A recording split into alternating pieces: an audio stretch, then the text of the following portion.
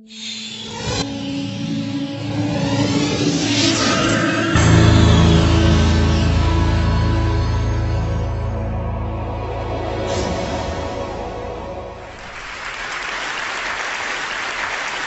Zuckerberg, a journalist, was asking him a question about the news feed.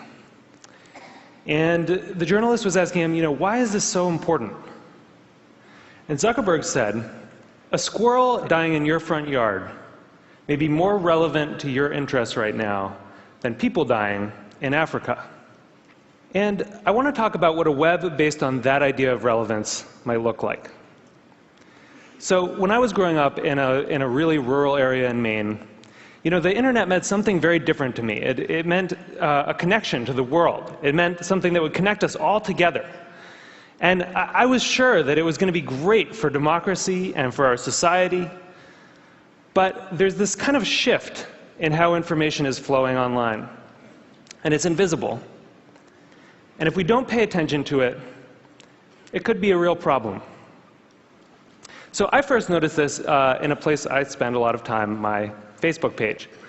I'm progressive politically, big surprise, but I've always gone out of my way to meet conservatives. I like hearing what they're thinking about. I like seeing what they link to. I like learning a thing or two.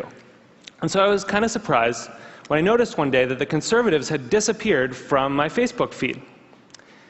And what it turned out was going on was that Facebook was looking at which links I clicked on. And it was noticing that actually I was clicking more on my liberal friends' links than on my conservative friends' links. And without consulting me about it, it had edited them out. They disappeared. So Facebook isn't the only place that's doing this kind of invisible algorithmic editing of the web. Google's doing it too.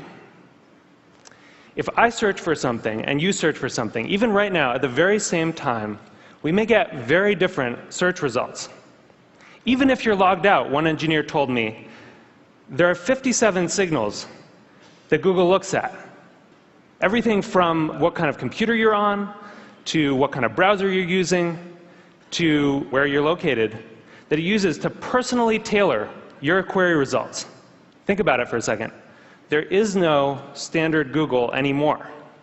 And the funny thing about this is that it's hard to see. You can't see how different your search results are from anyone else's. But a couple of weeks ago, I asked a bunch of friends to Google Egypt and to send me screenshots of what they got. So here's my friend Scott's screenshot, and here's my friend Daniel's screenshot. When you put them side by side, you don't even have to read the links to see how different these two pages are. But when you do read the links, it's really quite remarkable. Daniel didn't get anything about the protests in Egypt at all in his first page of Google results. Scott's results were full of them. And this was the big story of the day at that time. That's how different these results are becoming. So it's not just Google and Facebook either. This is something that's sweeping the web. There are a whole host of companies that are doing this kind of personalization. Yahoo News, the biggest news site on the internet, is now personalized. Different people get different things. Huffington Post, the Washington Post, New York Times, all flirting with personalization in various ways. And where this moves us very quickly toward a world in which the internet is showing us what it thinks we want to see, but not necessarily what we need to see. As Eric Schmidt said, it'll be very hard for people to watch or consume something that has not, in some sense, been tailored for them. So I do think this is a problem. And I think if you take all of these filters together, if you take all of these algorithms, you get what I call a filter bubble.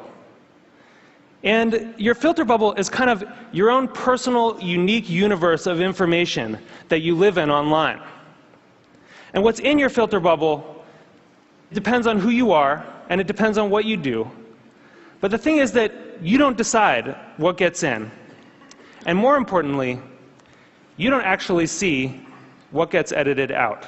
So one of the problems with the filter bubble was discovered by some researchers at Netflix. And they were looking at the Netflix queues, and they noticed something kind of funny that a lot of us probably have noticed, which is there's some movies that just sort of zip right up and out to our houses. They enter the queue, they just zip right out. So Iron Man zips right out, right? and waiting for Superman can wait for a really long time. What they discovered was that in our Netflix queues, there's kind of this epic struggle going on between our future aspirational selves and our more impulsive present selves. You know, we all want to be someone who has watched Rashomon. But right now, we want to watch Ace Ventura for the 4th time. So the best editing gives us a bit of both. It gives us a little bit of Justin Bieber and a little bit of Afghanistan. It gives us some information vegetables. It gives us some information dessert. And the challenge with these kind of algorithmic filters, these personalized filters, is that because they're mainly looking at what you click on first, you know, it can throw off that balance. And instead of a balanced information diet, you can end up surrounded by information junk food. So what this suggests is actually that we may have the story about the internet wrong. In a broadcast society, you know, this is how the founding mythology goes, right? In a broadcast society, there were these gatekeepers, the editors, and they controlled the flows of information. And along came the internet, and it swept them out of the way, and it allowed all of us to connect together, and it was awesome. But that's not actually what's happening right now. What we're seeing is more of a passing of the torch from human gatekeepers to algorithmic ones. And the thing is that the algorithms don't yet have the kind of embedded ethics that the editors did. So if algorithms are going to curate the world for us, if they're going to decide what we get to see and what we don't get to see, then we need to make sure that they're not just keyed to relevance. We need to make sure that they also show us things that are uncomfortable, or challenging, or important. This is what TED does, right? Other points of view. And the thing is, we've actually kind of been here before as a society. In 1915, it's not like newspapers were sweating a lot about their civic responsibilities. Then people kind of noticed that they were doing something really important. That in fact, you couldn't have a functioning democracy if citizens didn't get a good flow of information. That the newspapers were critical because they were acting as the filter, and that journalistic ethics developed. It wasn't perfect, but it got us through the last century. And so now, we're kind of back in 1915 on the web. And we need the new gatekeepers to encode that kind of responsibility into the code that they're writing. You know, I know there are a lot of people here from Facebook and from Google, Larry and Sergey, who, you know, people who have helped build the web as it is, and I'm grateful for that. But we really need you to make sure that these algorithms have encoded in them a sense of the public life, a sense of civic responsibility.